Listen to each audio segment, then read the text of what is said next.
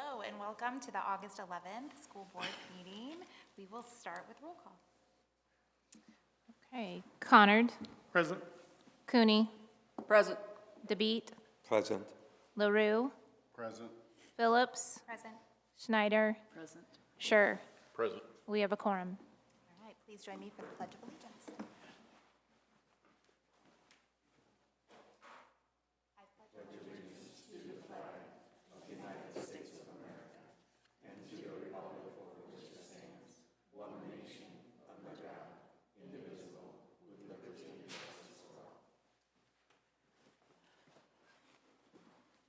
Welcome all of our visitors and media representatives. And move into Citizen Speaks. If anyone would like to approach the podium and address us, just please state your name and address before beginning, and you'll have 3 minutes. All right, seeing no one, move into our board target and goals report that students will graduate prepared for post-secondary options. Muscatine schools will utilize resources effectively and equitably, and students will learn in a positive and supportive environment. And I believe we have no presentations or reports this evening on that. So, superintendent update.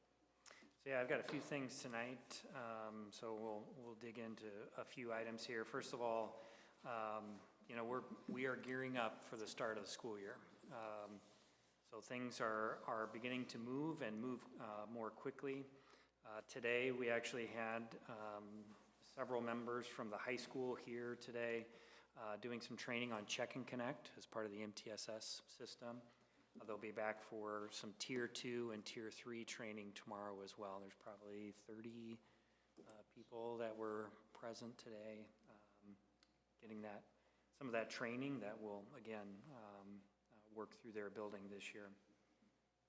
We've got Muskie U, that's where we welcome our new teachers. That's coming up on Thursday. We have an exciting day planned for them, and you know, it's always a great opportunity to also showcase our community.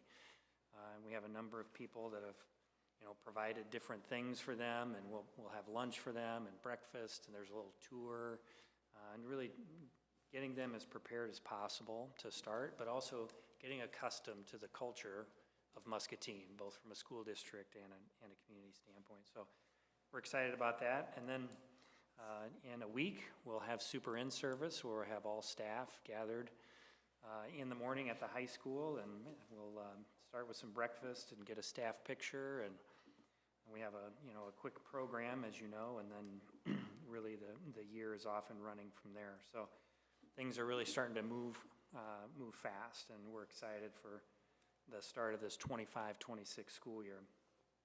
I wanted to spend a little time just talking through our vision scorecard, and this is information we shared with you, and we'll talk about our board retreat, but I just want to make sure that it's information I'm going to share at Super In-Service next week, begin to share with the community and get things out there. So our vision scorecard really takes a look at multiple measures to determine success of a district. We have about 22, and again, we look at these every year. We share them out with you, understanding that as we look at 25-26, those pieces of data will be filled in as the year goes on. So it's really, we kind of always look at kind of a year back by the time we get all of that information together. So just some highlights from last year that are in this vision scorecard that I just want to spend a little time on. Starting with graduation rate. As you know, we've had a number of just small improvements in our graduation rate to where it was this past year is 85.3%, which is about not quite 3% higher than the previous year and about 7% higher than it was 4 years ago. Also in that time, the state average, we've closed the gap. It was almost 10% gap with the state 4 years ago, and now it's 3. So we can continue to tighten that up, get more and more of our students across the finish line. So again, demonstrating some really good work there. As we talk about achievement, when we look at our overall state test scores in math, that's up over the previous year, almost 6%. Reading overall, 5.5%. That's grades 3 through 11. Grade 3 specifically, from the previous year is up 6.5%. And that's something we're going to keep a close eye on. We feel really, and you know this, we feel really good about that ELA adoption we did, that CKLA. You know, are we beginning to see some benefit to that? And so that's an indicator. We always know that first year after implementation can be tough, and a lot of times your scores will actually drop before they rebound and begin to grow. And then as we look at science, and we test science in 5th, 8th, and 11th grade, that one made a big jump this past year, 16%. Now, you know, again, I think there's some pieces to that. One, the high school provided some incentives that if you were meeting the standard on the state test in your math class, your ELA class, or your science class, then you didn't have to take the final unless you chose to. And so, wouldn't you know it, if there's something in it for students, they try a little bit harder. And so, you know, we've seen some good growth with that as well. So, really positive. When we think about our environment data, our chronic absenteeism, you know that's continued to go down over the last 4 years. In the 4 years, it's dropped 22%. It dropped 2% again last year from 14 to 12. And again, a lot of work has gone into ensuring that our students are here, and a lot of systems are in place, including with our county attorney, Jim Berry, supporting that work.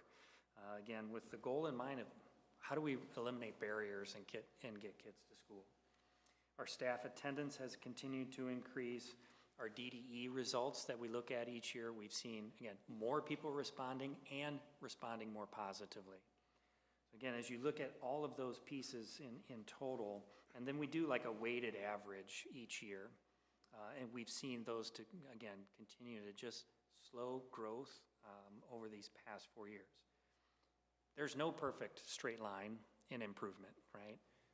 And I can't sit here and tell you that next year all of these indicators are all going to go up another X%. We're going to continue to do the work to ensure we're moving in the right direction. But these pieces go up and down. But when you look at them collectively, again, this is what we're seeing. We're seeing that some really positive improvements.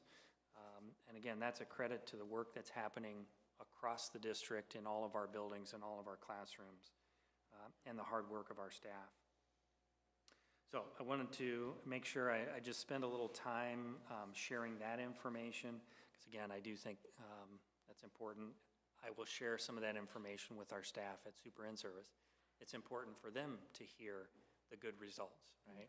It's a lot of work, and we don't always we don't celebrate the successes sometimes enough. And so there's certainly a lot to be proud of here in what we've been doing. So questions about that? And I've got a few more items. I have just a question about with the absenteeism. First of all, that's good to be able to see that gone down 2%. But I'm still hearing from different families that are having or need maybe better clarification or something, because when their kids are sick or chronically sick, they get so worried about that then being detrimental. Of course, they understand that makes it harder for them with the kids for the grades and everything going on that way. But then they get concerned from the other part of it, as in, where's that put them in the categories? Yeah, so again, remember, it's about eliminating barriers. There are conversations that happen with families when kids are sick. After a certain number of absences that they've been sick, it requires a doctor's note. So if they're gone, if you have a student with a chronic situation, again, there's going to be documentation and conversations. That's not necessarily going to end up at the county attorney, okay? If they're called in sick, but there's never any doctor's notes, there's never any documentation, that would be a conversation where it would still probably be moving in that direction. Again, but the intent is to, if the child is sick, and if they're sick and it's a prolonged sickness, maybe there's some different supports we need to provide in terms of instruction as well. So I would say those conversations continue to happen, but obviously we've made a huge shift from where we were 4 years ago. And again, every year, we know the laws change, some of the, how we label absences is going to change a little bit. So we have a training on Wednesday with all of our building teams about attendance and changing some of the codes and preparing for the year. So it's an intensive process. But again, I think what we're seeing is as more kids are here, more kids are in our classrooms, and we know that's where learning occurs best, right? And we're seeing some of the benefits of that. All right, thank you. Okay, so I just want to jump into a few other things. One, just some quick updates. We're kind of wrapping up fair season, both from the county level, the state level. As usual, our students in 4-H, FFA have just done a tremendous job. So just a shout out to them and to all of our teachers and advisors that support that work year round, and many times kind of culminates in these summer county fairs and state fairs. So. Also, just since our last meetings, want to recognize Skylar Peterson and Elsie Lewis were named All-State for softball, and then in baseball, All-State was Tom Norton. So, as you know, right now we don't have our student board reps, and they share a lot of that student success with you. They'll be back in September. So, just wanted to give a couple of shout-outs there. As we're talking about students, also. Last week at Rotary, we had the opportunity to have Lieutenant Colonel Joe Myers there talking about the JROTC program. So another great way to showcase opportunities for students that we'll have this upcoming year. And then today at Rotary, we had Clarissa McNally, who just was a graduate this year from Muscatine High School and has been very active in Girl Scouts. And received all of her honor badges. I think gold is the last one that she completed here while she was in high school. And to receive that, they have to spend, I think it's 80 service hours in some type of project. And what she focused on was information and awareness and the laws around funeral processions. And because one of the things she noticed was people don't always pull over and do the thing. So she actually met with funeral homes in the area, went to some of our cemeteries, talked to individuals there, put together a pamphlet about information. It's actually in law what you're supposed to do, pull over when it's safe to do so, put on your hazard lights until the procession has gone by. Then she went to a number of community events like our Friday, our Almost Friday Fest, those types of things, to share information. So again, just a great success story of what our students are doing. She's moving on to MCC and was I think the presidential scholar, so she'll have essentially a free ride. It's the one, I think they only give out one a year, and she received that. So again, just some really neat student stories that I wanted to share with you.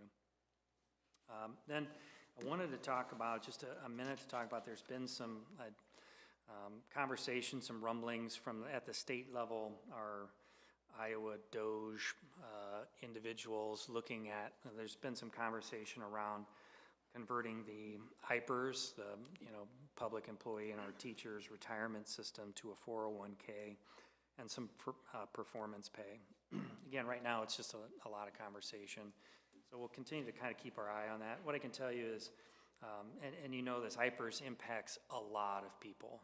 And certainly for our teachers, switching at this point would probably be very detrimental for a number of people. So I imagine I would be very hopeful that there would be some vigorous debate on that before anything would change. And performance pay, we'll wait and see what they do. I've seen performance pay systems in Illinois and Minnesota. Again, it depends on how it's set up.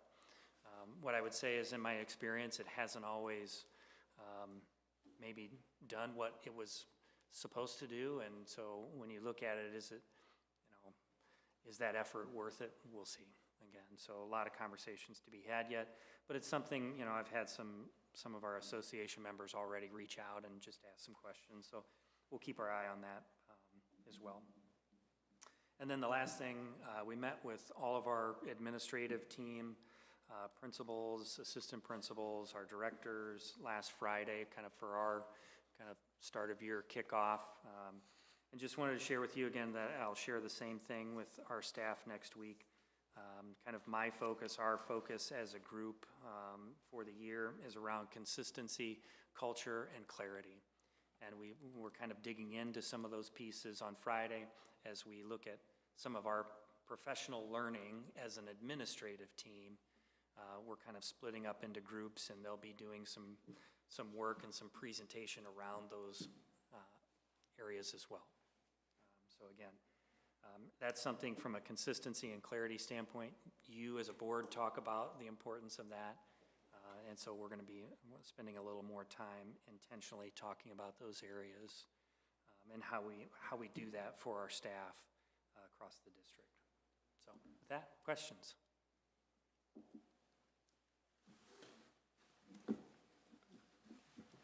Perfect. You didn't have a presentation tonight, but you had to listen to me for a little bit longer. So. It was good review. Okay, the action portion of our agenda. The following items are considered to be routine by the Board of Education and will be enacted by one motion. There will be no separate discussion of these items unless a director requests, in which event the item will be removed from the consent agenda and considered in its normal sequence from the agenda. Those items are minutes, bills and claims, employment recommendations, 25 to 26 MOU with Shared Visions Partners, 24 to 25 special education contract, 2025 to 2026 work rules, 25 to 26 agreement with River Valley Cooperative, and third and final reading of board policies. Do we have a motion? Motion to approve the consent agenda. Do we have a second? Second. All in favor, say aye. Aye. Or any opposed? That will take us to item J. To approve the purchase of a 2024 Chevy Express 3500 passenger van from Next Gen Motors of Muscatine for a total amount of $47,030. We'll need a motion. I'll make the motion to approve the purchase of the van. And a second? Second. All right, is there any discussion? All right, all in favor say aye. Aye. Any opposed? Item K, approve the 2025 to 2026 Muscatine Community School District statewide voluntary preschool programs, the Family Handbook. Need a motion? So moved. Second? All right, any discussion on that? Just real quickly, these are two items that are required as, we've brought through the board the requirements for Head Start. This is part of that process of just, we have these pieces in place. It's just information that are required to share with parents. Does this replace the other agreements that we have with the partners preschools? So these wouldn't be agreements. This is just like rules and like, if you're sick, if you're like, so they're different requirements that we just have to post and provide information on.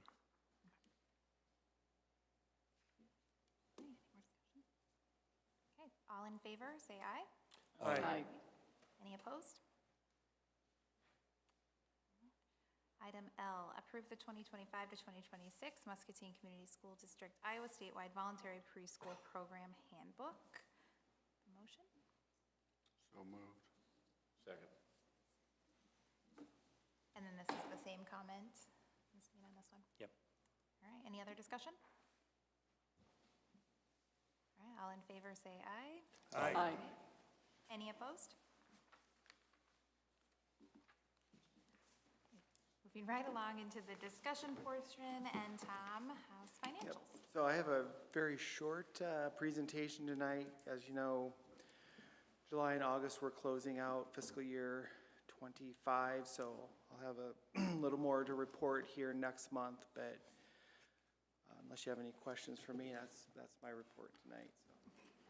So. It's a light month. Thanks.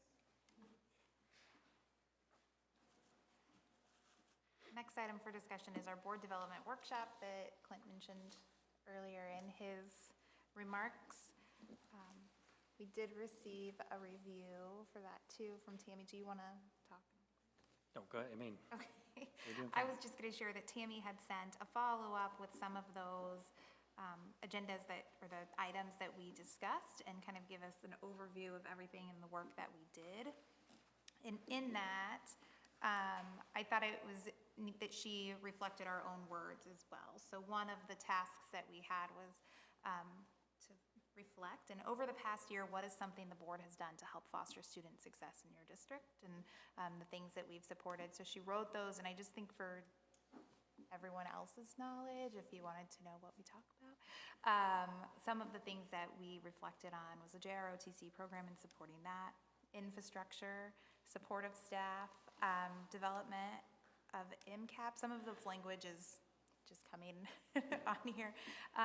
The CKLA adoption, and MTSS in that process with more PD and implementation support specifically as staff has requested. Updating policies to coincide with state guidelines and being consistent and less repetitive in those. And then supporting student activities through those buildings and academy. And we had discussions on that and what it looked like and what the kind of next steps were. And so she applauded our board on that too, because when we got together, that gets us some hours through the Iowa School Board Association. And so our board last year was given that Learner's Award. I'm gonna forget what it was called exactly, but what is it called? The Annual Board Award, that's all it is for learning. And so we received that last year because the majority of us had earned enough hours. So this year, again, we've already got some that have achieved those hours. And then we have some that are just an hour or two away. So well on our way again, and we have through November to earn those. So I think that it's nice to see the learning doesn't just stop in the buildings, that we're kind of being models of that as well. So that was from Tammy. So I would agree. I think I shared that too with our staff last year, that this is a learning organization, and that starts from the top with the board, with our admin team, with our staff, and then with our students. So I do think it's a great thing to recognize the time you spend in your own learning in this role. Some of that work with Tammy was focused around the Lighthouse study, which is research that shows boards make a difference, right? And what do they do differently that helps make that difference? It's a belief that all students can learn. It's being data-driven. The things, we're doing a lot of that work, right? Using that data to make decisions, supporting staff, and involved in the community. And I think, as we had those conversations in those areas and we're digging into things, certainly as a board, you do a great job with those pieces. And those are some of the things that Tammy highlighted as well. But we also wanted to make sure there was an opportunity for you to talk about it or reflect on any of that as well.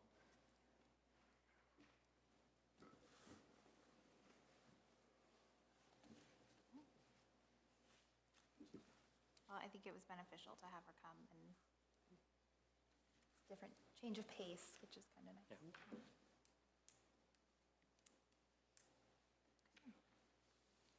Yeah. We do have announcements coming up. August 14th is the Muskie University. August 15th, Impact Life Blood Drive. August 18th is the all-staff in-service. August 25th is the first day of school for all students. There will be some Muskie days ahead of that towards the end of next week. September 8th, community conversations will resume here prior to the meeting at 5:30 p.m. and then they will be followed by the regular board meeting. Did anybody else have any announcements or anything that they wanted to? Just a quick follow-up on the Impact Life Blood Drive that's here. That's open to the community. It's not necessarily just staff or just this building. Anyone can come in, so you're certainly welcome as well. I know Matt's been putting stuff out on social media that, again, it's open. We're just kind of hosting the location. I'd like to mention also that we'll be starting the fall season for the Muscatine Youth Trap Club. I had set up a GroupMe account today for all the returning people and sent that out, but we'll need to do sign-ups when school starts. I don't know if we can get that out sooner than that, but the first practice will probably be the first Thursday in September.